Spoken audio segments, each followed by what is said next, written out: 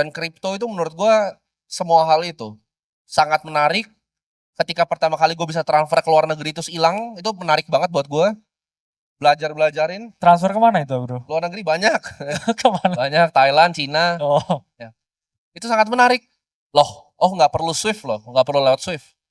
Kalau bank kan pakai kode Swift tuh transfernya. Lo ke BCA, suruh ganti escrow pakai USD, itu transfer pakai Swift. Ada kodenya, masukin Singapura sekian. Ketika itu pertama kali gue coba dan hilang uangnya, wah ini gue bilang ini masa depan ini. Jadi ini cross border payment tanpa remittance. Dan ini bro kakak sering kan, kita sering berdua ketemu orang-orang banyak yang baru. Lo tau gak kalau gue jelasin kayak Bitcoin itu adalah cryptocurrency. Mereka gak tertarik. Udah lain, gue udah kaya triliuner gitu kan. Ada teman gue udah punya properti 50T gitu kan. Nggak menarik buat dia. Tapi ketika gue jelasin, ini adalah aset yang nggak bisa diambil siapapun, bisa pindah sedetik. Mereka langsung melongo.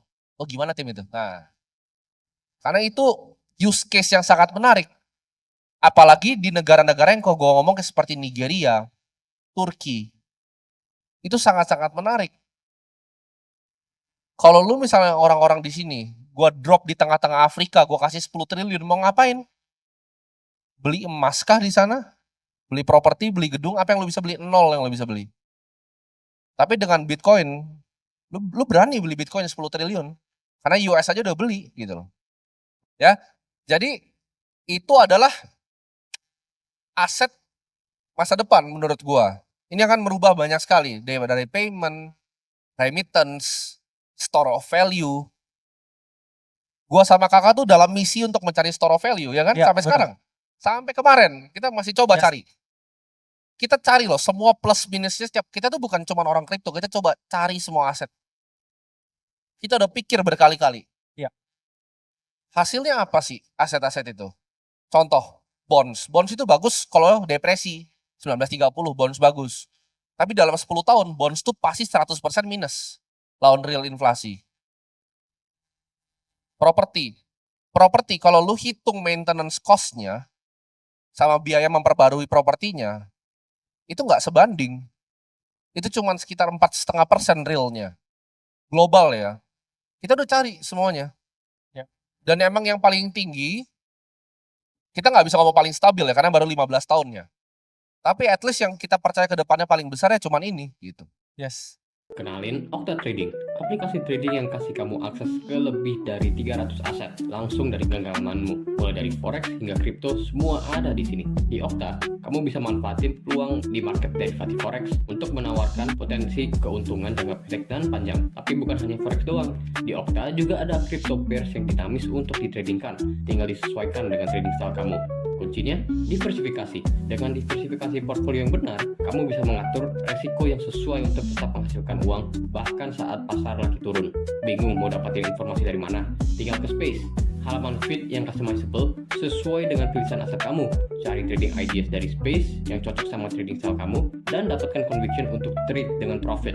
Kasih instant feedback ke trading ideas yang bagus, langsung trading dari feed, buka posisi hanya dengan beberapa klik. Jangan lupa set stop loss dan take profit. Buat strategi kamu sendiri dengan tools di app seperti indikator dan drawing tools. Buatkan pending order, set harga, bisa diedit dan cancel kapan aja. Kemudian, semua performa trading kamu ada di satu tempat. Gampang banget kan? Hanya dengan beberapa klik, Okta membantu kamu untuk bisa langsung mulai trading jadi simple dan mudah untuk siapa aja dan kapan aja. Jangan tunda lagi, diversifikasi portfolio kamu dan raih keuntungan dengan lebih dari 300 aset di Okta. Download aplikasinya sekarang lewat link di deskripsi. Dan jangan lupa pakai kode promo sukses 100 untuk mendapatkan bonus 100% buat deposit pertama kamu di Okta. Mulai trading dan dapatkan profit setiap harinya untuk mencapai mimpimu hanya di Okta.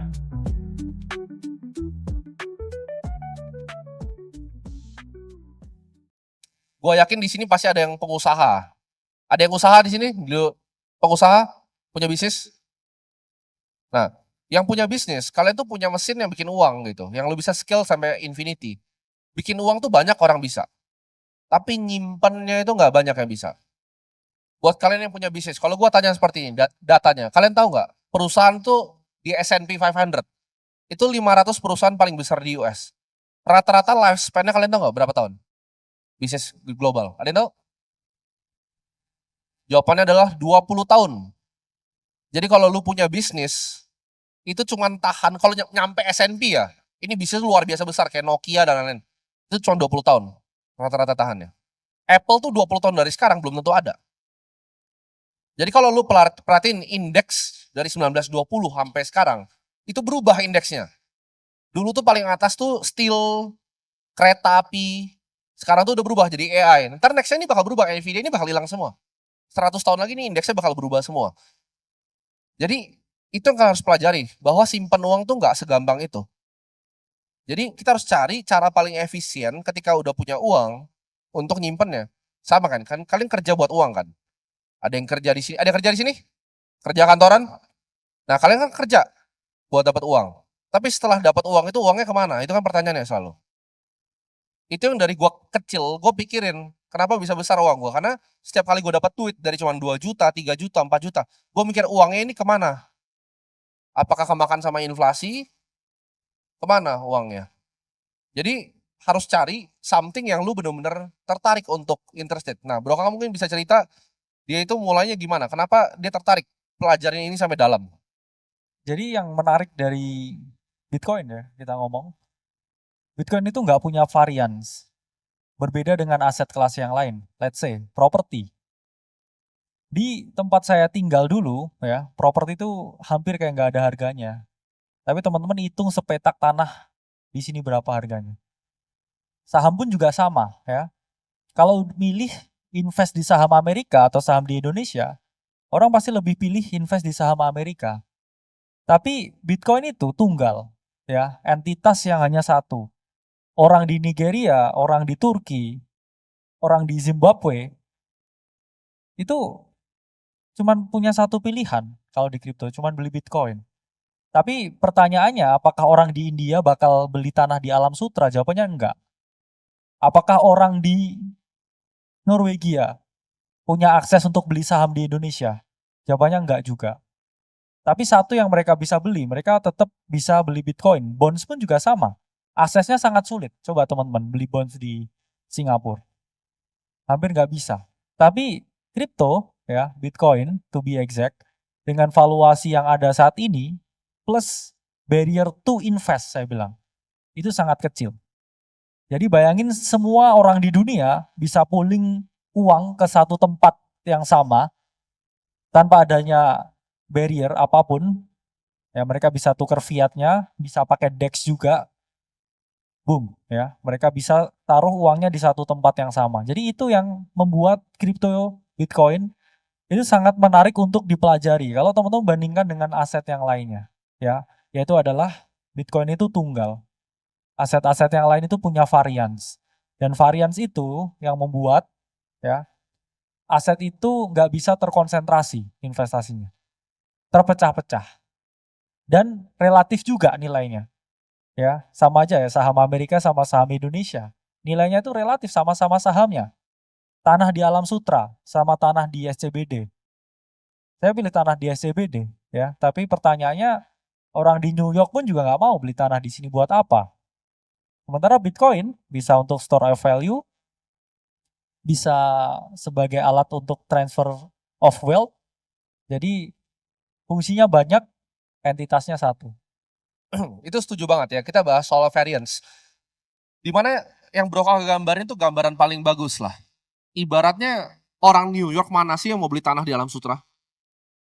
Gak banyak gitu. Orang mana di Manhattan mau beli tanah di Bali? Gak banyak. Mungkin untuk villa satu mungkin iya, cuman gak banyak. Dan lu kalau lu orang Nigeria, gak mungkin lu bisa beli bonds di Singapura. Di sini coba gua tanya, ada yang punya gak bonds MAS-nya Singapura? Bayangin. Ada yang punya saham Indo gak? Gak usah malu, gak apa-apa.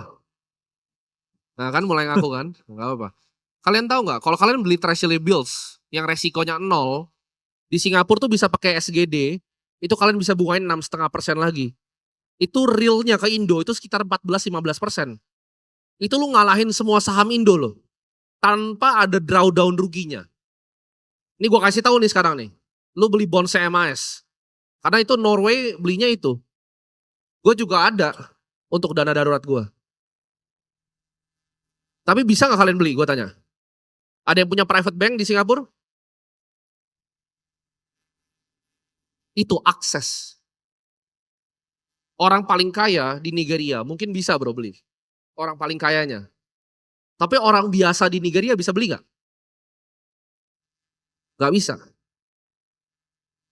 Jadi Bitcoin itu nge-unlock yang namanya akses. Semua orang punya hak yang sama untuk membeli. Presiden US bisa beli, kalian di sini bisa beli. Kalian mau kaya di saham US, ada yang main saham US? Kalau lu main saham US, lu tinggal cari aja Nancy Pelosi Stock Tracker. Itu kongres di US. Lu ikutin, lu copy trade dia aja ngapain? Lu akan beat S&P by 4 kali lipat. Jadi udah banyak cara nyari duit di dunia itu banyak. Cuman lu punya aksesnya nggak ke sana? Akses apa yang paling gampang? Itu tadi yang bikin USDT, Paulo itu baru bikin statement menarik bro. Dia bilang bahwa dia mau ada project di Afrika. Dia mau bikin kayak kios, pakai panel surya yang paling efisien di atasnya. Jadi warga sekitarnya bisa dapat listrik di sana, tapi bayarnya pakai Bitcoin atau USDT. Itu nggak bisa di-unlock kalau pakai mata uang Nigeria. Nggak bisa. Mata uang di Afrika nggak bisa unlock itu. Kenapa? Karena nggak stabil currency-nya.